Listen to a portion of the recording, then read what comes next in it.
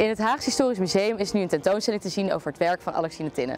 Een groot deel van deze foto's maakte zij op loopafstand van het museum. Ik neem jullie graag mee langs een paar hoogtepunten door de stadswandeling die ik heb gemaakt voor de tentoonstelling. Komen jullie mee?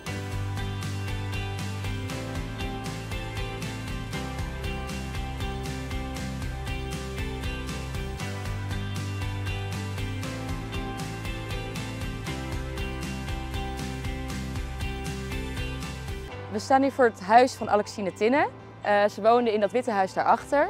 En naast het huis stond de bibliotheek, waar zij veel te vinden was. En in en om haar huis begon zij dan ook met foto's nemen en zo ook een foto van deze bibliotheek.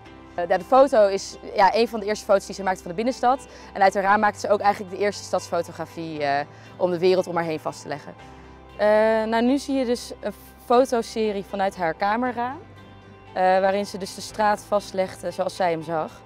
Rechtsonder zie je een foto waarin haar mobiele doka is vastgelegd, waarmee zij door Den Haag en omstreken reisde om foto's te maken en te ontwikkelen. Op deze plek maakte Tinne een foto waar ook de woning van J.H. Boekman in zicht was. Dat is de woning hier, waar de ramen schuin onder elkaar staan. Ze moeten elkaar wel gekend hebben. Er zijn wel meer foto's die heel vergelijkbaar zijn die de twee maakten. Maar het mooie hieraan is dat hij ook een foto heeft gemaakt, maar dan vanuit zijn kamerraam. Beetje zoals Tinne dat ook deed, vanuit haar raam. Op veel foto's van Tinne zien we gebouwen die hier nu eigenlijk niet meer zijn. En een groot deel daarvan heeft een beetje een verdrietige reden.